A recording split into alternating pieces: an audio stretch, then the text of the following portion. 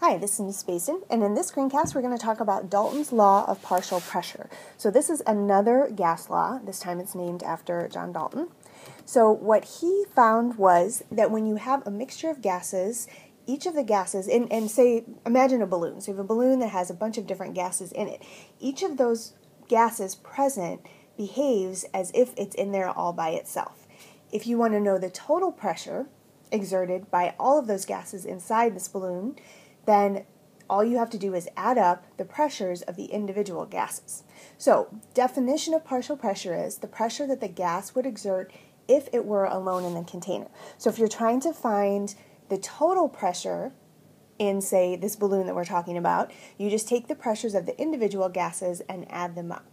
If you know the volume and the number of moles of gas and the temperature, then you could also use PV-nRT to calculate the pressure of any one of those gases that were present. So we're going to look at a couple different ways to do that. So again, the partial pressure is the pressure that an individual gas would exert if it were alone in the container. But if it's in a container with a bunch of different gases, it still acts as if it's in there by itself. So this is how this would be applied. One more thing before I do the example problems is if you have a mixture of ideal gases, the total number of moles of gas is important, not the identity of the individual gas particles. So if you knew how many moles were in there and you wanted the total pressure inside a balloon, you could add up all of those moles and then do a PV-nRT problem that way. So we're going to look at a bunch of different examples in class, but we're going to do two examples here so you can see two different ways that this could be applied.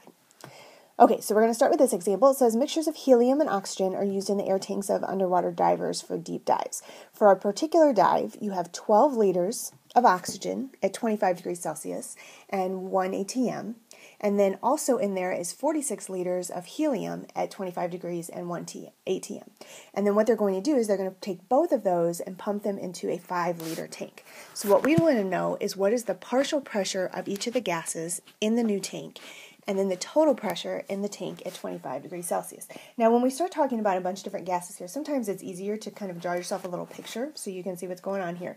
So what we have is we have our one container, and let's say this is our container of O2, and in this particular container, it's 12 liters, and it's at 25 degrees Celsius and 1 atm of pressure. Okay, so that's our O2. Then we have another container that has helium in it. This particular one has 46 liters of helium, 25 degrees Celsius, and also at 1 atm of pressure. So what we're doing then is we're going to take those and pump those into a third tank. Okay, now obviously this is not to scale because our third tank is only 5 liters, or has a volume of 5 liters. So we're going to take both of those, and the new volume is going to be 5 liters. It also says the temperature is still 25 degrees Celsius. So what we want to find out is we want to now know what is the total pressure in this tank, but then we also want to know what are the individual pressures of O2 and HE. So we're going to have to do a couple different steps here. So since we have a volume, a temperature, and a pressure of oxygen initially, and then we have a final temperature and volume, and we're looking for a final temperature, if you think back, this looks like one of our combined gas law problems. Now the temperature stays the same, but we still have a pressure and a volume. So what we're going to do here is we're going to use a P1V1 equals P2V2 calculation. Temperature you could include if you wanted to, but since it stays the same, we're just going to leave it out. So my original pressure is 1. My original volume is 12. What I want to know is what is the pressure, and I'm going to now sub-label this with an O2, and my new volume is my volume of my new container over here, which is 5 liters. So when I do that, the new volume of, the pressure of the oxygen, when I pump it into this other tank, ends up being 2.4 atm. Okay, so that's my pressure of oxygen. So over here I'm going to put 2.4 atm. Now I'm going to look at helium. So helium, same deal. I'm going to do a P1V1 equals P2V2. My original pressure for helium is 1. My original volume is 46. My new pressure, and again I'm going to sub-label it with a little HE here, and my new volume is 5 liters. And again, the reason my new volume is 5 liters is because I'm taking both of those and I'm pumping them into my 5-liter tank over here. So when I solve for that, my pressure for helium is 9.2 atm. And if we think back to that previous slide, what it meant when it said they both behave as if they're in there by themselves, that means that the pressure of oxygen is not affected by the fact that helium is in there with it. You can calculate the pressure of oxygen as if it was in there by itself. Okay, so now we know our pressure of helium, which is 9.2 atm. Okay, so those are the pressures or the partial pressures of our individual gases, but the other question it asks for is what is the total pressure? Okay, so the P total. So to do that, all we have to do is take the pressure of the oxygen plus the pressure of the helium and add them up. So I just have my 2.4 plus my 9.2. So my total pressure in the tank is now 11.6 atm. Okay, let's try one more. Let's set up a little bit different.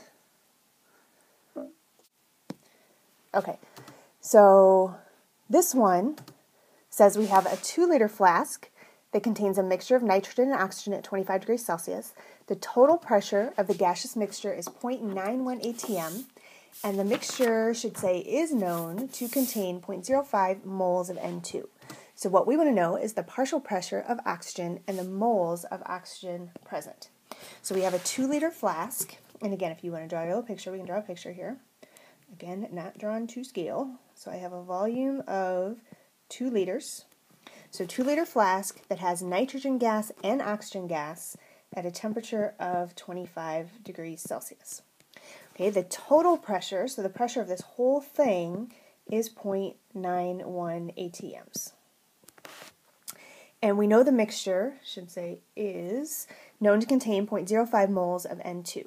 So we want to know the partial pressures of the oxygen and then how many moles of oxygen are present. So we know that the total pressure is going to equal the pressure of nitrogen, so Pn2, plus the pressure of oxygen. Okay, we also know that the total pressure is 0.91 atm, and what we're looking for is the pressure of the oxygen. So to find the pressure of the oxygen, we have to first figure out what the pressure of the nitrogen gas is. Now the reason we can do that is because we also know that there are N equals 0.05 moles of N2. So since I have the total pressure, which I'm not going to need right this second, I have a temperature, I have a volume, and I have moles for nitrogen, I can use PV equals nRT to calculate the pressure of the nitrogen gas. Okay, and the reason I can do that is because